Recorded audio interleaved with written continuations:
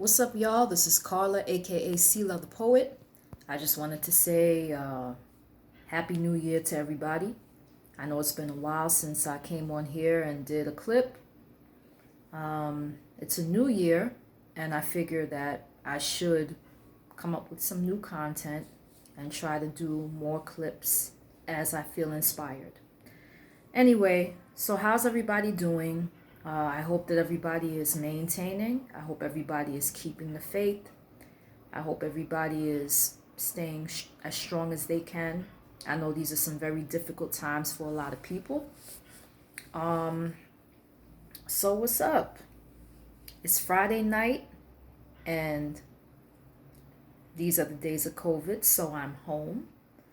Normally on a Friday night, I'd be out and about, probably going to an open mic to perform poetry or going out to a lounge to dance, but these are the days of COVID, so you can't do that. So we're kind of still shut down, quarantined or whatever, and all we could do is just do the best we can. So I figure tonight I'm going to share some poetry and then I'm going to share some scripture just to try to encourage everybody along, my fellow Goths and everybody else as well.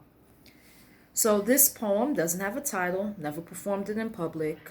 It may be more on the spoken word side. Here goes. I'm living in a jungle where dangers are plenty and chaos abounds, where so many wanderers are wandering and the lost are hoping to be found. In a society full of people, but many are drowning slowly in depression and disconnection because they are so lonely. Hearing about suicides every other day, tragedy after tragedy, murders, violence and trouble, pain, heartache and agony. Reality can be like a horror movie come to life. In a world where children get raped, trafficked, murdered and abused, where people shoot to kill, and instead of loved, people are used. A constant war that people fight in their homes, the streets, and every facet of life.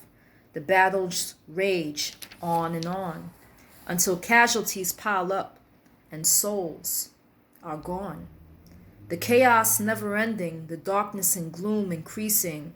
The cycle of devastation and grief continues, and it's hard to keep one's head above water. Faith in God is the only thing that will stand, that can remain in a world filled with dysfunction and pain. In a world that's momentary and temporary, spiritual things have great value, and we should seek to see things in the light of eternity. Faith, hope, and love are three virtues, long lasting, that stand in spite of the evil and wickedness which clouds the world. So I had written that poem during a time where I was a little bit down, just looking at, hearing the news and just hearing about the different tragedies every day. It's all over social media and news reports. They love to just report, negative things and death and destruction. And the thing is that, as a Goth and a lot of Goth people that I know, we're very aware that the world is filled with darkness. After all, Goths are darkly inclined people. And we are the ones that don't live in the illusion of, optimism. We know the darkness and the shadows that are in the world. We don't deny the shadows that exist. We don't deny, the fact that there is evil. We don't deny the sadness and the suffering that comes along with life. As a matter of fact, many that I know are very, very acquainted with suffering and with just the mourning part of life. And I just want to say, that irregardless of the fact that we live in a world of shadows, where there's a lot of pretense, there's a lot of people wearing masks, a lot of people living false selves, a lot of people living someone else's life, or, just trying to, man, I hate when I'm at a loss for words.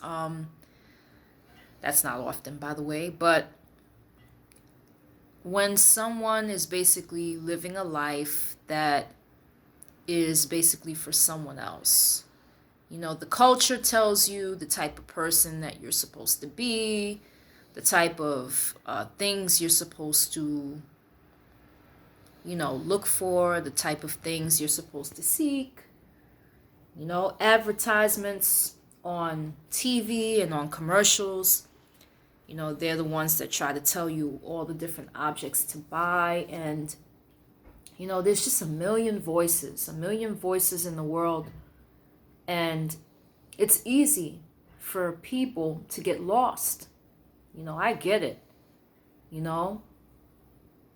I think that the most important question that people should be asking themselves is, who am I? Who am I meant to be? And it's important to find out where you stand and, where you begin and where others end. These are very, very important things. Identity is very, very important in society. There's a lot of different identities that are floating around out there. There's a lot of false identities, in my opinion. When a person doesn't really know who they are, sometimes they latch on to a false identity. They think that identity is who they really are, but it's really not who they are. People need to get to know themselves within their inner selves and just take the time, to figure out how you feel, what's going on within you, the battles that you face. What is your reality? What are the things that you desire? What are your values and virtues? These are things that a person should try to seek to find out.